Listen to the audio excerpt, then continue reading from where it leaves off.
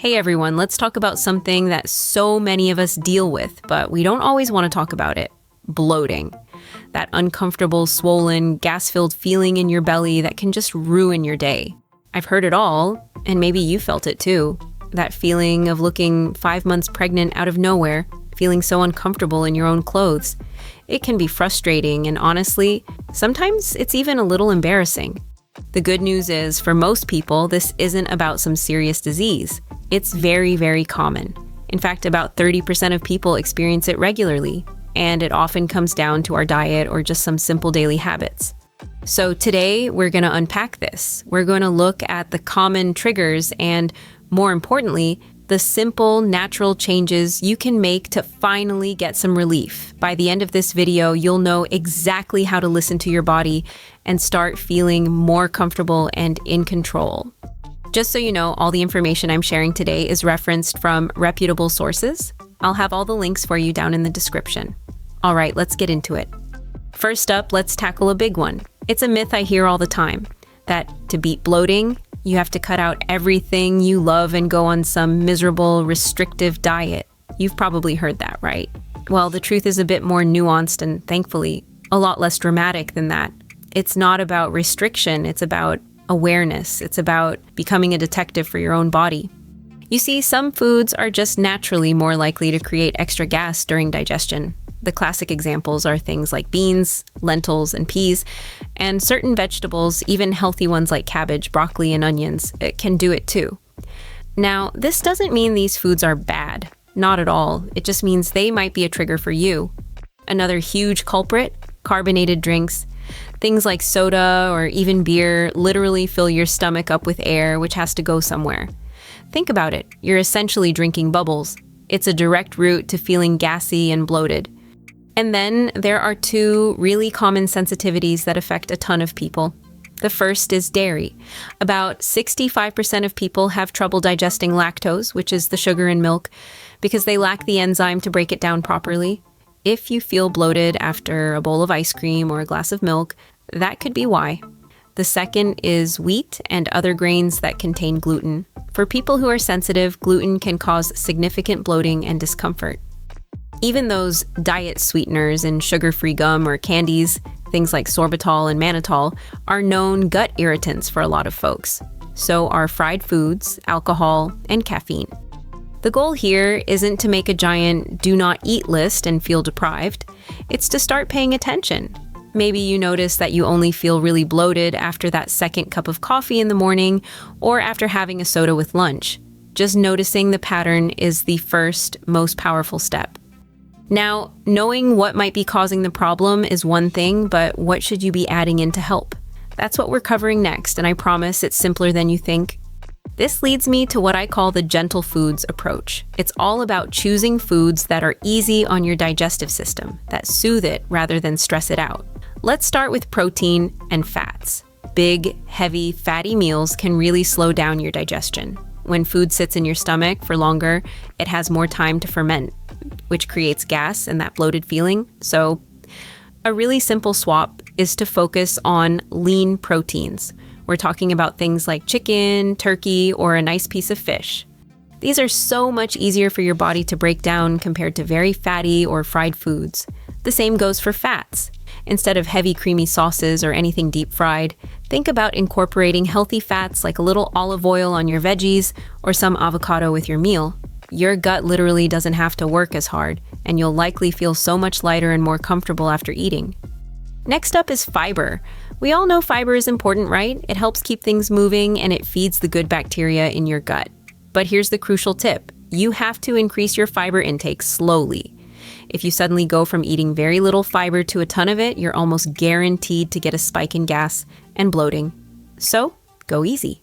Start by adding in one new fiber-rich food every few days. Great sources are berries, apples with the skin on, oats, and steamed vegetables.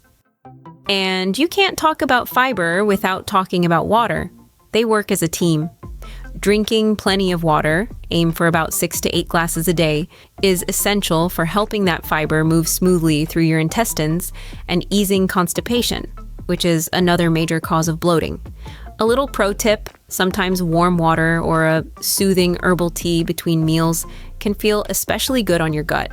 But what if you're doing all this with your diet and you're still feeling bloated?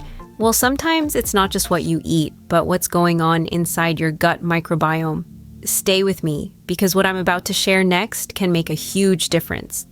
This really reminds me of a client I worked with. Let's call her Jane.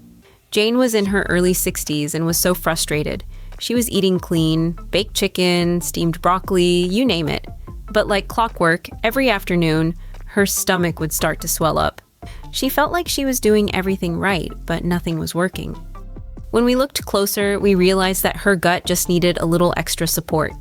You see, your gut is home to trillions of bacteria, both good and bad. When that balance gets thrown off, the bad guys can take over and produce a lot of excess gas, leading to that daily discomfort and bloat. This is what we call an imbalanced gut microbiome. So, we introduced a simple new habit into her routine: probiotics. Probiotics are the good bacteria, and you can get them from certain foods. What this means for you is that you're actively adding reinforcements for your gut's good guy team. We're talking about foods like yogurt that has live cultures, a drinkable yogurt called kefir, or fermented foods like sauerkraut and kimchi. These foods can genuinely improve your digestion and help reduce bloating over time. In fact, studies have shown that certain strains of probiotics, like lactobacillus and bifidobacterium, are particularly effective at easing bloating, especially for people who struggle with IBS. For Jane, the fix was simple. She started having a small bowl of yogurt with live cultures as part of her breakfast every morning. That's it. It wasn't an overnight miracle cure, but after a few consistent weeks, she started noticing a real, significant difference. That afternoon, bloat started to become less and less frequent. That one small, consistent habit helped bring her gut back into balance. If you find that food sources aren't quite enough, you can also consider a probiotic supplement, but it's always a good idea to chat with your doctor before starting any new supplement regimen. Now, these food swaps are fantastic, but there are also some simple lifestyle habits that can provide almost instant relief, and the next one is something you can do the minute you finish this video. If all this feels like a lot, I want you to just focus on this one quick win for now. It's an after-meal secret weapon. The moment you finish your next meal, especially dinner, I want you to go for a short walk. I'm not talking about a power walk or a 3-mile run. I mean a gentle 5 or 10-minute stroll around the block. Here's why it works so well. That gentle movement helps gas move along through your digestive system. It stimulates your bowels and helps prevent that uncomfortable, trapped feeling. So often, our habit is to eat a meal and head straight to the couch to relax and watch TV.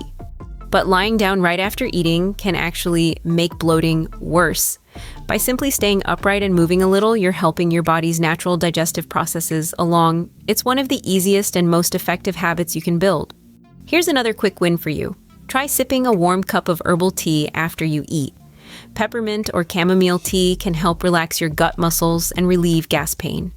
Ginger tea is another classic remedy. It can help move food through your stomach a bit faster and reduce that sensation of fullness.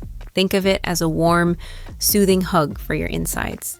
And that leads me to my final point, which is probably the most overlooked one. We've talked a lot about food, but bloating isn't just about what's on your plate. It's so often connected to everything else going on in our lives. Let's start with how you eat. In our busy lives, we often eat while we're stressed or rushed, maybe standing at the kitchen counter or sitting at our desks. When you eat too fast, you swallow a lot of extra air, and that air leads directly to belching and belly gas. So, the simple act of slowing down is huge. Take smaller bites, chew your food thoroughly. Really chew it. Try putting your fork down between bites.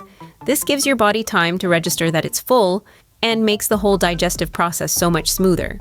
Next, and this is a big one, is stress. Have you ever noticed that when you're anxious or worried, your stomach gets tied up in knots? That's not in your head.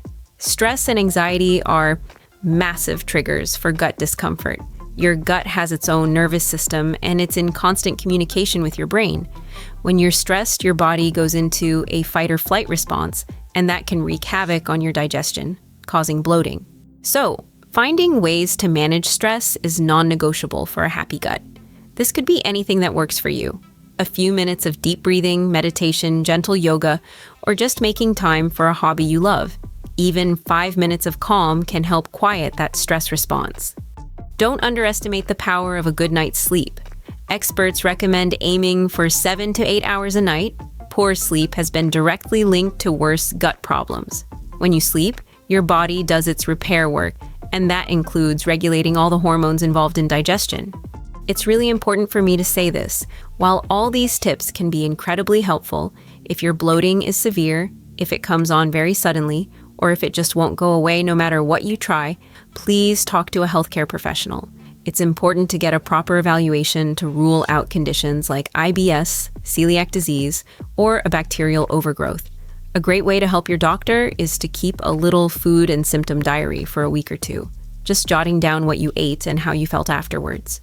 Improving your gut health is a journey, not a race.